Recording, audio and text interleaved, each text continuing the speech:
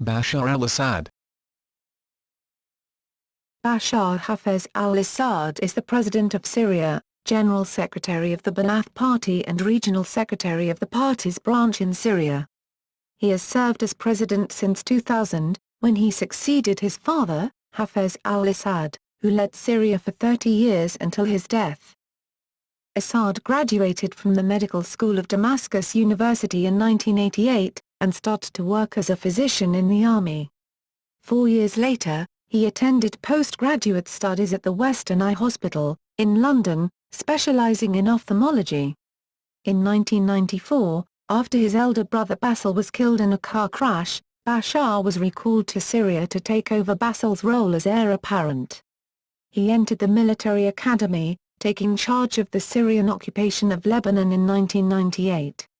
In December 2000, Assad married Asma Assad, née Akhras. Assad was reconfirmed by the national electorate as President of Syria in 2000 and 2007, after the People's Council of Syria had voted to propose the incumbent each time. Initially seen by the domestic and international community as a potential reformer, this expectation ceased when he ordered a mass crackdown and military sieges on pro-rebel protesters amid recent civil war, described by some commentators as related to the wider Arab Spring movement. The domestic largely Sunni Syrian opposition, the United States, Canada, the European Union states and the members of the Arab League have subsequently called for al-Assad's resignation from the presidency. He belongs to the minority Alawite sect and his government has been described as secular. Early life. Bashar al-Assad was born in Damascus on September 11, 1965, the son of Anisseh and Hafez al-Assad. His father, born to a poor family of Alawite background, rose through the Ba'ath Party ranks to take control of the Syrian branch of the party in the 1970 corrective revolution, culminating in his rise to the Syrian presidency. Hafez al-Assad promoted his supporters within the Ba'ath Party, many of whom were of also Alawite background. His last name in Arabic means the lion. Unlike his brothers, Basil and Meher, and sister, Bushra, Bashar was quiet and reserved and says that he lacked interest in politics or the military. He later said that he only entered his father's office once while he was in power and he never spoke about politics with him. He received his primary and secondary education in the Arab-French Al-Hurriya school in Damascus. In 1982, he graduated from high school and went on to study medicine at Damascus University. Medicine. In 1988, Assad graduated from medical school and began working as an army doctor in the biggest military hospital, Tishreen, on the outskirts of Damascus. 4 years later, he went to the United Kingdom to begin postgraduate training in ophthalmology at the Western Eye Hospital, part of the St Mary's group of teaching hospitals in London. Bashar at the time had few political aspirations. His father had been grooming Bashar's older brother Basil as the future president, but he never declared this intent. Bashar, however, was recalled in 1994 to the Syrian army, after Basil's death in a car accident. Rise to power. Soon after the death of Basil, Hafez Assad made the decision to make Bashar the new heir apparent. Over the next 6.5 years, until his death in 2000, Hafez went about systematically preparing Bashar for taking over power. Preparations for a smooth transition were made on 3 levels. First, support was built up for Bashar in the military and security apparatus. Second, Bashar's image was established with the public. And lastly, Bashar was familiarized with the mechanisms of running the country. To establish his credentials in the military, Bashar entered in 1994 the military academy at Homs, north of Damascus, and was propelled through the ranks to become a colonel in January 1999. To establish a power base for Bashar in the military, old divisional commanders were pushed into retirement, and new, young, Alawite officers with loyalties to him took their place. Parallel to his military career, Bashar was engaged in public affairs. He was granted wide powers and became a political advisor to President Hafez al-Assad, head of the Bureau to receive complaints and appeals of citizens, and led a campaign against corruption. As a result of his campaign against corruption, Bashar was able to remove his potential rivals for president. In 1998, Bashar took charge of Syria's Lebanon file, which had since the 1970s been handled by Vice President Abdul Qaddam, one of the few Sunni officials in the Assad government, who had until then been a potential contender for president. By taking charge of Syrian affairs in Lebanon, Bashar was able to push Qaddam aside and establish his own power base in Lebanon. In that same year, after minor consultation with Lebanese politicians, Bashar installed Emil al-Assad, a loyal ally of his, as the president of Lebanon and pushed former Lebanese Prime Minister Faik Hariri aside, by not placing his political weight behind his nomination as prime minister. To further weaken the old Syrian order in Lebanon, Bashar replaced the long-serving de facto Syrian High Commissioner of Lebanon, Ghazi Kanaan, with Rustam Ghazali. Presidency, 2000-present. On May 27, 2007, Bashar was approved as president for another 7-year term, with the official result of 97.6% of the votes in a referendum without another candidate. In his foreign policy, Assad is an outspoken critic of the United States, Israel, Saudi Arabia, and Turkey. Until he became president, Assad was not greatly involved in politics. His only public role was head of the Syrian Computer Society, which introduced the Internet to Syria in 2001. Al-Assad was confirmed as president by an unopposed referendum in 2000. He was expected to take a more liberal approach than his father. Immediately after he took office, a reform movement made cautious advances during the Damascus Spring, which led al-Assad to shut down Masih prison and release hundreds of political prisoners. However, security crackdowns commenced again within the year. By July 2012, according to analysts, Assad had amassed for himself, his family and associates a fortune of perhaps $1.5 billion, which is held in Russia, Hong Kong and offshore tax havens to spread the risk of seizure. Secularism. In an interview he stated that he saw democracy in Syria as a tool to a better life, but then argued that it would take time for democracy to come about and that it could not be rushed. Bashar al-Assad has been described as even more secular than his father, Hafez al-Assad. This includes minimal references to religion in public speeches and minimal public association with religious figures. Economy. Economic liberalization in Syria has been limited, with industry still heavily state-controlled. However, some changes have occurred, including the introduction of private banking and the encouragement of foreign involvement, most notably in the oil sector. The need for a diversification of the economy has been pressed for by some, as it has been predicted that Syria will change from exporting to having to import oil by 2015. The reliance upon oil is reflected by manufacturing exports representing only 3.1% of Syria's GDP. These issues are especially relevant as Syria's population is predicted to more than double to over 34 million by 2050. There have been mild economic sanctions, the Syria Accountability Act, applied by the United States, which further complicate the situation. Of major importance are the negotiations for a free trade association agreement with the European Union. Human rights. A 2007 law required Internet cafes to record all the comments users post on chat forums. Websites such as Wikipedia Arabic, YouTube and Facebook were blocked intermittently between 2008 and February 2011.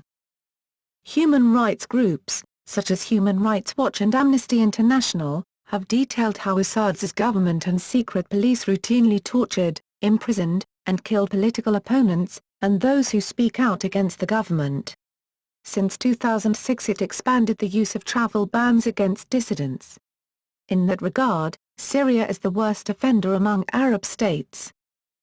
In an interview with ABC News in 2007 he stated, "We don't have such political prisoners," yet the New York Times reported the arrest of 30 political prisoners in Syria in December 2007. Foreign Policy magazine editorialized on his position in the wake of the 2011 protests. Foreign relations. The Middle East Quarterly noted that as in the case of Iraq, there are lingering questions of Syrian payments to French politicians.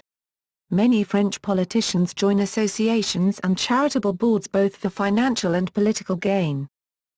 The United States, European Union, the March 14 Alliance, Israel, and France accuse Assad of providing practical support to militant groups active against Israel and against opposition political groups. The latter category would include most political parties other than Hezbollah, Hamas, and Islamic Jihad. According to the Middle East Media Research Institute, Assad claimed the United States could benefit from the Syrian experience in fighting organizations like the Muslim Brotherhood at the Hama massacre. Assad opposed the 2003 invasion of Iraq despite a long-standing animosity between the Syrian and Iraqi governments. Assad used Syria's seat in one of rotating positions on the United Nations Security Council to try to prevent the invasion of Iraq. Following the Iraq invasion by U.S. and Allied forces, Assad was accused of supporting the Shia insurgency in Iraq. A U.S. general accused him of providing funding, logistics, and training to Iraqi and foreign Shia fundamentalists to launch attacks against U.S. and Allied forces occupying Iraq. Assad argued that Syria's gradual withdrawal of troops from Lebanon, beginning in 2000, was precipitated as a result of the assassination of Lebanese Prime Minister Rafik Hariri and ended in May 2005. In 2011, Assad told The Wall Street Journal that he considered himself anti-Israel, and anti-West, and that because of these policies he was not in danger of being overthrown. Involvement in Lebanon. Despite gaining re-election in 2007, Assad's position was considered by some to have been weakened by the withdrawal of Syrian troops from Lebanon following the Cedar Revolution in 2005. There has also been pressure from the U.S. concerning claims that Syria is linked to terrorist networks, exacerbated by Syrian condemnation of the assassination of Imad Munir, Hezbollah military leader, in Damascus in 2008. Interior Minister Bassam Abdul-Majid stated that, Syria, which condemns this cowardly terrorist act, expresses condolences to the martyr family and to the Lebanese people. Arab-Israeli conflict. In a speech about the 2006 Lebanon war in August 2006, Assad said that Hezbollah had hoisted the banner of victory, hailing its actions as a successful resistance. He claimed that Arab resistance was growing stronger, and warned Israel that your warplanes, rockets, and your atomic bomb will not protect you in the future. He called Israel an enemy with whom no peace could be achieved as long as they and their allies, especially the U.S. support the practice of preemptive war. In the same speech, he also called Arab leaders that have criticized Hezbollah half-men. In April 2008, Assad told a Qatari newspaper that Syria and Israel had been discussing a peace treaty for a year, with Turkey as a go-between. This was confirmed in May 2008, by a spokesman for Israeli Prime Minister Ehud Olmert. As well as a peace treaty, the future of the Golan Heights is being discussed. Assad was quoted in The Guardian as telling the Qatari paper. According to leaked American cables, Assad called Hamas an uninvited guest, and said if you want me to be effective and active, I have to have a relationship with all parties. Hamas is Muslim Brotherhood, but we have to deal with the reality of their presence, comparing Hamas to the Syrian Muslim Brotherhood which was crushed by his father Hafez al-Assad. He then claimed Hamas would disappear if peace was brought to the Middle East. Assad has indicated that the peace treaty that he envisions would not be the same kind of peace treaty Israel has with Egypt where there is a legal border crossing and open trade. In a 2006 interview with Charlie Rose, Assad said there is a big difference between talking about a peace treaty and peace. A peace treaty is like a permanent ceasefire. There's no war, maybe you have an embassy, but you actually won't have trade. You won't have normal relations because people will not be sympathetic to this relation as long as they are sympathetic with the Palestinians, 500,000 who live in Syria and 500,000 in Lebanon and another few millions in other Arab countries. During the visit of Pope John Paul II to Syria in 2001, Assad requested an apology to Muslims for the medieval Crusades and criticized Israeli treatment of Palestinians. Comparing their suffering to that endured by Jesus Christ in Palestine, Assad claimed that followers of Judaism tried to kill the principles of all religions with the same mentality in which they betrayed Jesus Christ and the same way they tried to betray and kill the Prophet Muhammad.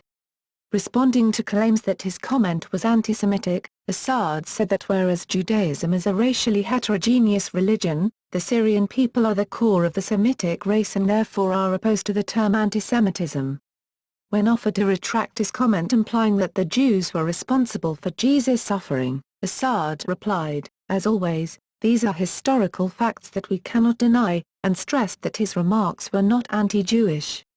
In February 2011, Bashar backed an initiative to restore 10 synagogues in Syria, which had a Jewish community numbering 30,000 in 1947 but has only 200 Jews today. International public relations. In order to promote their image and media portrayal overseas, Bashar al-Assad and his wife Asma al-Assad hired American-based PR firms and consultants. Notably, these liaised with, and secured, photo shoots for Asma al-Assad with fashion and celebrity magazines. Firms such as the Bell Pottinger Group were also hired and helped to advise them on how to shape their image. Syrian civil war. Protests in Syria started on January 26, 2011. Protesters called for political reforms and the reinstatement of civil rights, as well as an end to the state of emergency which had been in place since 1963. One attempt at a day of rage was set for 4th to 5th February, though it ended uneventfully. Protests on 18th to 19th March were the largest to take place in Syria for decades and the Syrian Authority responded with violence against its protesting citizens. On May 18, 2011, U.S. President Barack Obama signed an executive order putting into effect sanctions against Assad in an effort to pressure his government to end its use of violence against its people and begin transitioning to a democratic system that protects the rights of the Syrian people. The sanctions effectively freeze any of the Syrian president's assets either in the United States proper or within U.S. jurisdiction. On May 23, 2011, EU foreign ministers agreed at a meeting in Brussels to add Assad and 9 other officials to a list affected by travel bans and asset freezes. On May 24, 2011, Canada imposed sanctions on Syrian leaders, including Assad. On June 20, in a speech lasting nearly an hour, in response to the demands of protesters and foreign pressure, Assad promised a national dialogue involving movement toward reform, new parliamentary elections, and greater freedoms. He also urged refugees to return home from Turkey, while assuring them amnesty and blaming all unrest on a small number of saboteurs. In August, Syrian security forces attacked the country's best-known political cartoonist, Ali Farsat, a noted critic of Syria's government and its 5-month crackdown on pro-democracy demonstrators and dissent. Relatives of the severely beaten humorist told Western media that the attackers threatened to break Farsat's bones as a warning for him to stop drawing cartoons of government officials, particularly Assad. Farsat was hospitalized with fractures in both hands and blunt force trauma to the head. By the end of January 2012, it was reported that over 5,000 civilians and protesters, including armed militants, had been killed by the Syrian army, militia, Shabiha, and security agents, while 1,100 people had been killed by the anti-government forces. On January 10, 2012, Assad gave a speech in which he accused the uprising of being plotted by foreign countries and claimed that victory near. He also said that the Arab League, by suspending Syria, revealed that it was no longer Arab. However, Assad also said the country would not close doors to an Arab-brokered solution if national sovereignty was respected. He also said a referendum on a new constitution could be held in March. On February 27, Syria claimed that a referendum on an update to the nation's constitution, hailed as a showpiece of reform, received 90% support. The referendum imposes a 14-year cumulative term limit for the President of Syria. The referendum has been claimed as meaningless by foreign nations including the US and Turkey, and the European Union announced fresh sanctions against key government figures. On July 16, 2012, Russia voicing concern at the blackmail on Syria by the Western nations, laid to rest any speculations that it was distancing itself from Assad. Moscow also vowed not to allow a UN resolution passed that aims at sanctions against Syria. On July 15, 2012, the International Committee of the Red Cross had officially declared Syria to be in a state of civil war, as the nationwide death toll for all sides was reported to have neared 20,000. Assad gave several TV interviews during the Syrian crisis, appearing on Syria TV, Adania TV, Syrian News Channel, RT, Rossiya 24, ABC, ARD and Ulusul Canal. On January 6, 2013, Assad, in his first major speech since June, said that the conflict in his country was due to enemies outside of Syria who would go to hell, and that they would be taught a lesson. However, he said that he was still open to a political solution, saying that failed attempts at a solution does not mean we are not interested in a political solution. Personal life. Assad speaks fluent English and basic conversational French, having studied at the Franco-Arab Al-Hurriya school in Damascus. In December 2000, Assad married Asma Assad, née Akhras, a British citizen of Syrian origin, from Acton, London. On December 3, 2001, they became the parents of their firstborn child, named Hafez after the child's grandfather Hafez al-Assad. Zian was born on November 5, 2003, and Karim on December 16, 2004. Assad resides in the presidential palace, formerly occupied by Hafez al-Assad. Honors and awards.